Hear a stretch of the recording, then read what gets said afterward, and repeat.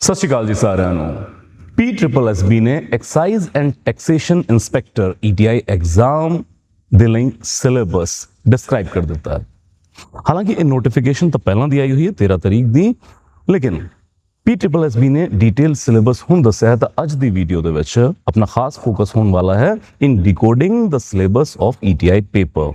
ਸੋ Punjabi qualifying exam ਦਾ nature ਕੀ ਹੋਣ ਵਾਲਾ ਹੈ, ਇਸ ਤੋਂ ਇਲਾਵਾ ਜਿਹੜਾ GK ਮੈਂਟਲ ਐਬਿਲਿਟੀ ਵਾਲਾ ਪੋਰਸ਼ਨ ਹੈ ਉਹਦੇ ਵਿੱਚ ਕਿਹੜੇ ਸਬਜੈਕਟਸ ਤੇ ਆਪਾਂ ਜ਼ਿਆਦਾ ਫੋਕਸ ਰੱਖਣਾ ਹੈ, ਨਿਊਆਂਸ ਕੀ ਹੋਣ ਵਾਲੇ ਨੇ ਸਿਲੇਬਸ ਪੁਆਇੰਟ ਆਫ ਵਿਊ ਤੋਂ। ਤੇ ਨਾਲ ਹੀ ਜੇ ਤੁਸੀਂ ਹਜੇ ਫਾਰਮ ਨਹੀਂ ਭਰਿਆ ਤਾਂ ਫਿਰ ਆਪਾਂ ਇਸ ਨੋਟੀਫਿਕੇਸ਼ਨ ਦੀ ਜਨਰਲ ਡਿਟੇਲਿੰਗ ਬਾਰੇ ਵੀ ਗੱਲ ਕਰਾਂਗੇ, but main focus at the syllabus. So here it comes that ਜਿਵੇਂ ਕਿ ਆਪਾਂ ਨੂੰ ਪਤਾ ਹੈ ਕਿ 197 it's a quite huge number of post ETI ਦੀ ਪੋਸਟ ਕੱਢੀ ਹੈ PSSB ਨੇ। ਇਹਦੇ 'ਚ ਯਾਦ ਰੱਖਣਾ ਜੋ ਲਾਸਟ ਡੇਟ ਹੈ ਐਗਜ਼ਾਮ ਦਾ ਫਾਰਮ ਫਿਲ ਕਰਨ ਦੀ, ਦੈਟ ਇਜ਼ 6 ਮਾਰਚ 2026। ਤਾਂ ਇਨਸ਼ੋਰ ਕਰਨਾ ਜਿਨ੍ਹਾਂ ਨੇ ਪੇਪਰ ਦਾ ਹਜੇ ਨਹੀਂ ਭਰਿਆ ਫਾਰਮ, ਉਹ ਜਲਦ ਤੋਂ ਜਲਦ ਇਨਸ਼ੋਰ ਕਰਨ ਆਪਣਾ ਫਾਰਮ ਭਰ ਦੇਣ, 6 ਤਰੀਕ ਦੀ ਵੇਟ ਹੀ ਨਾ ਕਰਨ। Now coming to the point that the exam structure, syllabus ਤੋਂ ਪਹਿਲਾਂ ਐਗਜ਼ਾਮ ਦਾ ਸਟਰਕਚਰ ਕੀ ਹੋਣ ਵਾਲਾ ਹੈ। ਸੋ ਇੱਕ ਐਗਜ਼ਾਮ ਹੋਊਗਾ ਜਿਹੜਾ 2.5 ਘੰਟੇ ਦਾ ਹੋਊਗਾ। ਇਹਦੇ ਵਿੱਚ ਪਾਰਟ A ਹੈ ਪੰਜਾਬੀ ਲੈਂਗੁਏਜ ਦਾ ਕੁਆਲੀਫਾਈਂਗ ਐਗਜ਼ਾਮੀਨੇਸ਼ਨ। ਸੋ ਜਿੱਦਾਂ ਆਪਾਂ ਨੂੰ ਪਤਾ ਹੈ ਕਿ ਪੰਜਾਬ ਦੇ ਵਿੱਚ ਜ਼ਿਆਦਾਤਰ ਐਗਜ਼ਾਮ ਦੇ ਵਿੱਚ ਪੰਜਾਬੀ ਦਾ ਕੁਆਲੀਫਾਈਂਗ ਪੇਪਰ ਰੱਖਿਆ ਗਿਆ, ਜਿਹਦੇ ਵਿੱਚ ਬੈਂਚਮਾਰਕ 50% ਲੈਣੇ ਹੁੰਦੇ ਨੇ।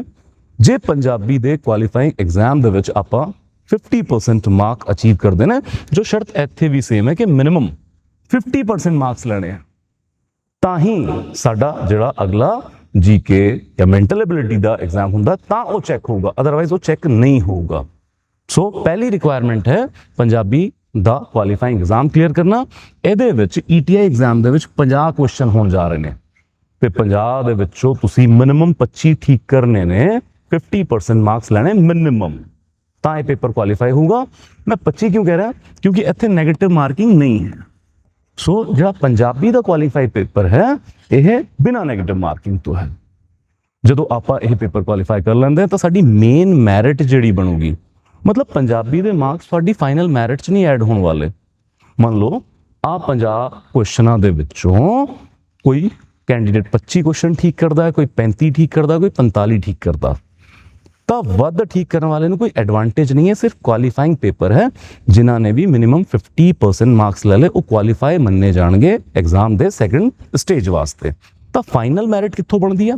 ਫਾਈਨਲ ਮੈਰਿਟ ਬਣਦੀ ਹੈ ਜਿਹੜਾ ਪਾਰਟ B ਹੈ ਐਗਜ਼ਾਮੀਨੇਸ਼ਨ ਦਾ, ਜਨਰਲ ਮੈਰਿਟ ਸੈਕਸ਼ਨ, ਜਿਹਦੇ ਵਿੱਚ ਵੱਖੋ-ਵੱਖ ਸਬਜੈਕਟਾਂ ਦੇ 100 ਕੁਐਸਚਨਸ ਹੋਣਗੇ।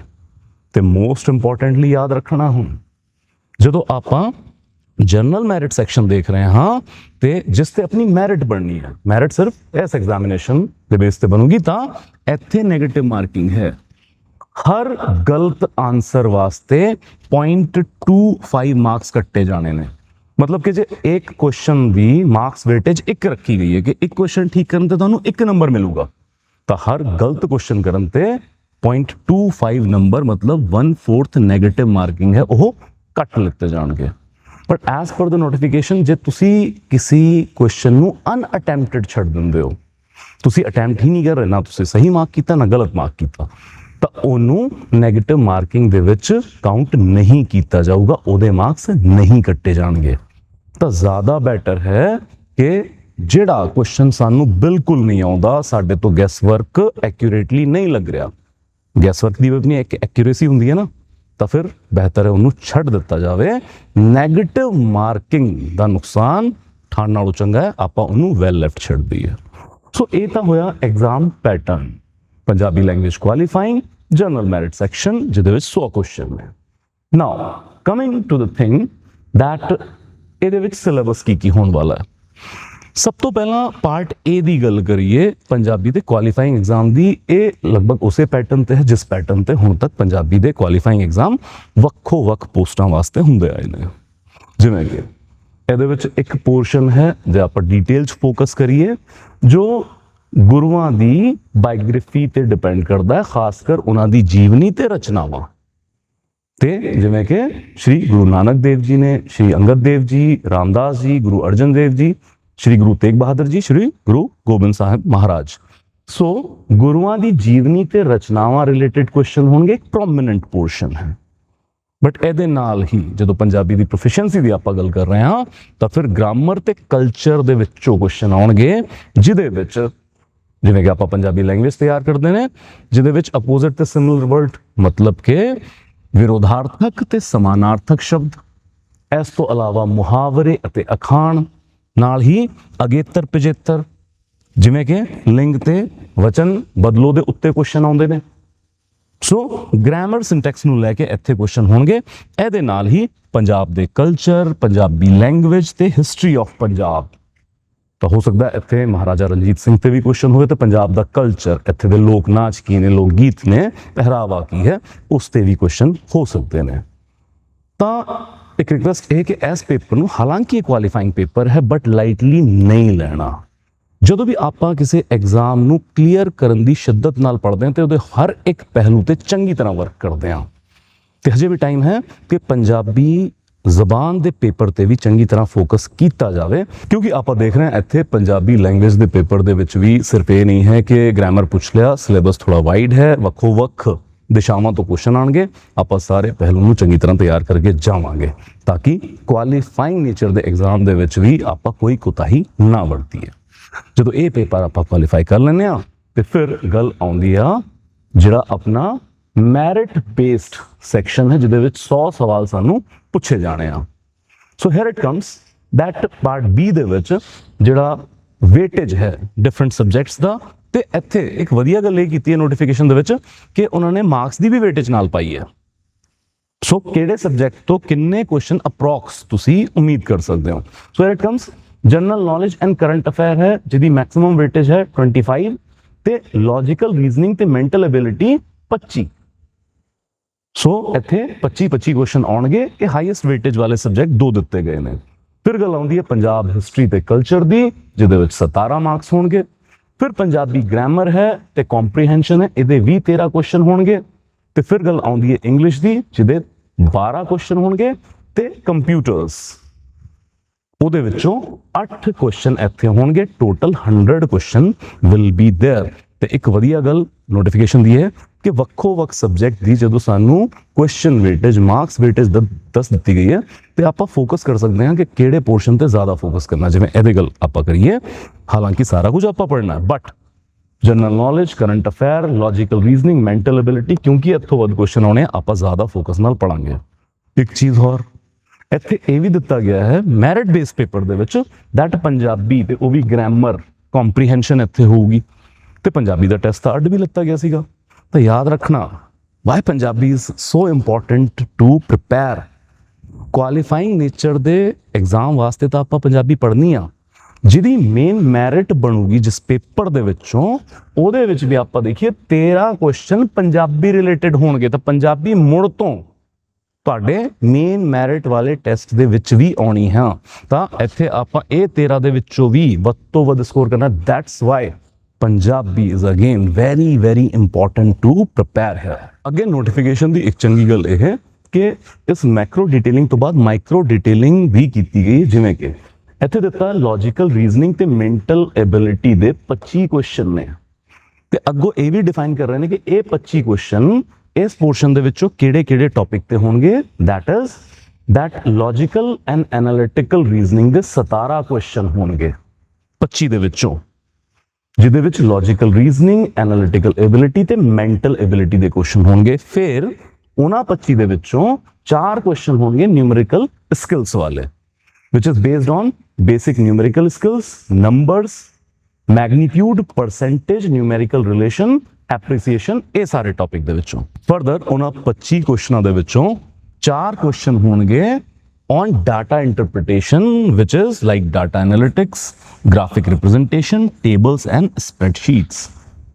ਸੋ ਜਨਰਲ ਮੈਂਟਲ ਐਬਿਲਿਟੀ ਦੇ ਵਿੱਚੋਂ ਵੀ ਪੋਰਸ਼ਨ ਕਲੀਅਰ ਹੈ। ਇੱਥੇ ਵੀ ਤੁਸੀਂ ਦੇਖ ਸਕਦੇ ਹੋ ਵੱਧ ਫੋਕਸ ਤੁਹਾਡਾ ਲੌਜੀਕਲ ਐਂਡ ਐਨਾਲਿਟਿਕਲ ਰੀਜ਼ਨਿੰਗ ਦੇ ਉੱਤੇ ਹੋਣਾ ਚਾਹੀਦਾ ਹੈ।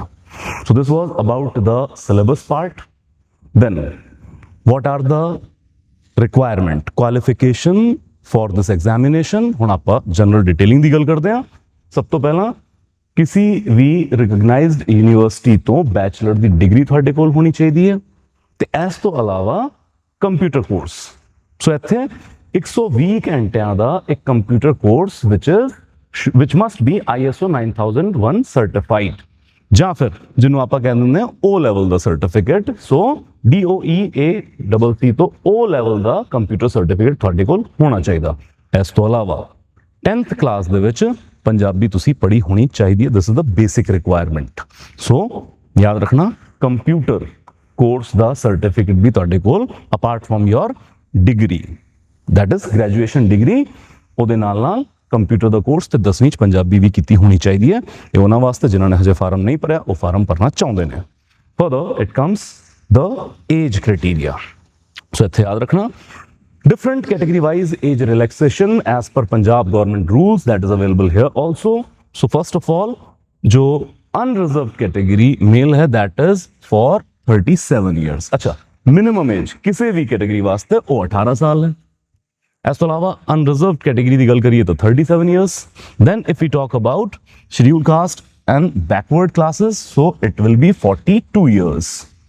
Then widows and divorcees, there is a separate category 40 years. ਤੇ ਨਾਲ ਹੀ ਜੇ ਸੈਂਟਰ ਜਾਂ ਗਵਰਨਮੈਂਟ EMPLOYE ਹੈ ਤਾਂ ਉਹਨਾਂ ਵਾਸਤੇ 45 ਸਾਲ ਦੀ ਉਮਰ ਰੱਖੀ ਗਈ ਹੈ। ਇੱਥੇ ਯਾਦ ਰੱਖਣਾ, ਕੈਟੇਗਰੀ ਬੈਨੀਫਿਟ, ਕਈ ਵਾਰੀ ਇਹ ਪੁੱਛਦੇ ਆ, ਬਹੁਤ ਕਾਲ ਸਾਨੂੰ ਆਉਂਦੇ ਆ ਕਿ ਜੀ ਅਸੀਂ ਤਾਂ ਹਰਿਆਣਾ ਤੋਂ ਬਿਲੋਂਗ ਕਰਦੇ ਹਾਂ, ਅਸੀਂ ਰਾਜਸਥਾਨ ਤੋਂ ਬਿਲੋਂਗ ਕਰਦੇ ਹਾਂ, ਅਸੀਂ ਆ ਪੇਪਰ ਭਰ ਰਹੇ ਹਾਂ ਤਾਂ ਕੀ ਏਜ ਰਿਲੈਕਸੇਸ਼ਨ ਮਿਲੂਗਾ? ਯਾਦ ਰੱਖਣਾ, ਕੈਟੇਗਰੀ ਬੈਨੀਫਿਟ ਮਿਲਦਾ ਹੈ ਸਿਰਫ ਸਟੇਟ ਦੇ ਰੈਜ਼ੀਡੈਂਟ ਨੂੰ। So if you want age relaxation ਤਾਂ you must belong to Punjab. Outside ਵਾਲੇ ਅਪਲਾਈ ਕਰ ਸਕਦੇ ਨੇ ਬਟ ਫਿਰ ਉਹਨਾਂ ਨੂੰ ਏਜ ਰਿਲੈਕਸੇਸ਼ਨ ਜਾਂ ਬਾਕੀ ਬੈਨੀਫਿਟ ਨਹੀਂ ਮਿਲਦੇ। ਦੈਨ ਵੀ ਕਮ ਟੂ, ਜੇ ਆਪਾਂ ਹੁਣ ਤੱਕ ਦੀ ਗੱਲ ਨੂੰ ਸਮਰਾਈਜ਼ ਕਰੀਏ, ਕੀ ਯਾਦ ਰੱਖਣਾ, ਇੱਕ ਡਿਊਅਲ ਸਟਰਕਚਰ ਹੈ। ਪਹਿਲਾਂ ਪਾਰਟ A ਹੈ ਪੇਪਰ ਦਾ, ਜਿਹਦੇ ਵਿੱਚ ਪੰਜਾਬੀ ਕੁਆਲੀਫਾਈਂਗ ਨੇਚਰ ਦੀ ਹੈ, ਮਿਨੀਮਮ 50% ਮਾਰਕਸ ਲੈਣੇ ਆ। Second thing, here it comes that merit calculation, ਤੁਹਾਡੀ ਜਦੋਂ ਪੰਜਾਬੀ ਦਾ ਪੇਪਰ ਤੁਸੀਂ ਕੁਆਲੀਫਾਈ ਕਰ ਲਓਗੇ ਤਾਂ ਜਿਹੜਾ ਮੈਰਿਟ ਬੇਸਡ ਕੁਐਸਚਨ ਪੇਪਰ ਹੈ 100 ਕੁਐਸਚਨ ਦੇ ਵਿੱਚੋਂ ਉਸ ਤੇ ਬਣੂਗਾ। then it comes to negative marking ਹੈਗੀ ਆ, ਹਰ ਗਲਤ ਆਨਸਰ ਲਈ 1/4 ਮਾਰਕਸ 0.25 ਕੱਟ ਕਰ ਲਿੱਤੇ ਜਾਣਗੇ। ਸੋ ਇਹਨਾਂ ਚੀਜ਼ਾਂ ਦਾ ਧਿਆਨ ਰੱਖਣਾ ਤੇ ਨਾਲ ਹੀ ਪੰਜਾਬੀ ਦਾ ਧਿਆਨ ਰੱਖਣਾ, ਜਿਹੜਾ ਕੁਆਲੀਫਾਈਂਗ ਪੇਪਰ 'ਚ ਅੱਡ ਆਊਗੀ ਤੇ ਤੁਹਾਡੇ ਮੈਰਿਟ ਬੇਸਡ ਪੇਪਰ ਦੇ ਵਿੱਚ ਵੀ ਪੰਜਾਬੀ ਦੇ ਕੁਐਸਚਨ ਹੋਣਗੇ। ਇਹ ਮੋਟੀ ਗੱਲ ਯਾਦ ਰੱਖਣੀ ਆ। ਸੋ ਬੇਸਿਕਲੀ ETI ਐਗਜ਼ਾਮ ਦੇ ਸਿਲੇਬਸ, ਇਸ ਦੇ ਪੈਟਰਨ ਨੂੰ ਦੇਖਦੇ ਹਾਂ ਤੇ ਬਾਕੀ ਐਗਜ਼ਾਮਾਂ ਨਾਲੋਂ ਇਹ ਕਾਫੀ ਵੱਖਰਾ ਹੈ। ਜੇ ਤੁਸੀਂ ਕਿਸੇ ਔਰ ਐਗਜ਼ਾਮ ਦੀ ਵੀ ਤਿਆਰੀ ਕਰ ਰਹੇ ਹੋ, ਕਈ ਵਾਰੀ ਇਹ ਮਿਥ ਹੁੰਦਾ ਕਿ ਮੈਂ PCS ਦੀ ਤਿਆਰੀ ਕਰ ਰਿਹਾ, ਉਸ ਐਗਜ਼ਾਮ ਦੀ ਤਿਆਰੀ ਕਰ ਰਿਹਾ, ਇਹ ਤਾਂ ਵਿੱਚ ਆਪੇ ਨਿਕਲ ਜਾਣਾ। ਪਹਿਲੀ ਗੱਲ, ਆਪੇ ਕੁਝ ਨਹੀਂ ਹੁੰਦਾ। ਦੂਜੀ ਗੱਲ, ਆਪਾਂ ਐਗਜ਼ਾਮ ਪੈਟਰਨ ਦੇਖਿਆ, ਆਪਾਂ ਸਿਲੇਬਸ ਦੇਖਿਆ, ਆਪਾਂ ਮਾਰਕਸ ਦਾ ਪੈਟਰਨ ਦੇਖਿਆਗਾ। ਤਾਂ ਜਿਵੇਂ ਕਿ ਇਹ ਦੂਜੇ ਐਗਜ਼ਾਮਾਂ ਨਾਲੋਂ ਵੱਖਰਾ ਹੈ ਤੇ ਇਹਦੇ ਵਾਸਤੇ ਵੱਖਰੀ ਤਿਆਰੀ ਦੀ ਲੋੜ ਹੈ। ਜੇ ਤੁਸੀਂ ਕਿਸੇ ਵੱਖਰੇ ਐਗਜ਼ਾਮ ਦੀ ਵੀ ਤਿਆਰੀ ਕਰ ਰਹੇ ਹੋ, ਜੇ ETI ਦਾ ਐਗਜ਼ਾਮ ਆਪਾਂ ਦੇਣਾ ਹੈ ਤਾਂ ETI ਵਾਸਤੇ, ਇਸ ਐਗਜ਼ਾਮ ਵਾਸਤੇ ਇੱਕ ਸਟਰਕਚਰਡ ਅਪਰੋਚ ਦੀ ਲੋੜ ਹੈ ਤਾਂ ਜੋ ਇਹਦੀ ਯੂਨੀਕ ਨੀਡ ਨੂੰ ਆਪਾਂ ਕੇਟਰ ਕਰਦਿਆਂ ਹੋਇਆਂ ਤਿਆਰੀ ਕਰੀਏ। ਸੋ ਚੇਤਨ ਭਾਰਤ ਲਰਨਿੰਗ ETI ਵਾਸਤੇ ਇੱਕ ਫੋਕਸਡ ਬੈਚ ਲੈ ਕੇ ਆ ਰਿਹਾ ਹੈ, ਜਿਹਦੇ ਵਿੱਚ ਟੈਸਟ ਸੀਰੀਜ਼ ਤੋਂ ਲੈ ਕੇ ਸਿਲੇਬਸ ਕਵਰੇਜ ਸਾਰਾ ਕੁਝ ਅਵੇਲੇਬਲ ਹੋਊਗਾ। ਜੇ ਤੁਸੀਂ ਸਾਡੇ ਕੋਰਸ ਵਾਸਤੇ ਜਾਣਨਾ ਚਾਹੁੰਦੇ ਹੋ ਤਾਂ ਇਸ ਵੀਡੀਓ ਦੇ ਨਾਲ ਦਿੱਤੇ ਗਏ ਕੰਟੈਕਟ ਨੰਬਰ ਤੇ ਸਾਨੂੰ ਕੰਟੈਕਟ ਕਰ ਸਕਦੇ ਹੋ। ਯਾਦ ਰੱਖਣਾ, start early, succeed early. All the best.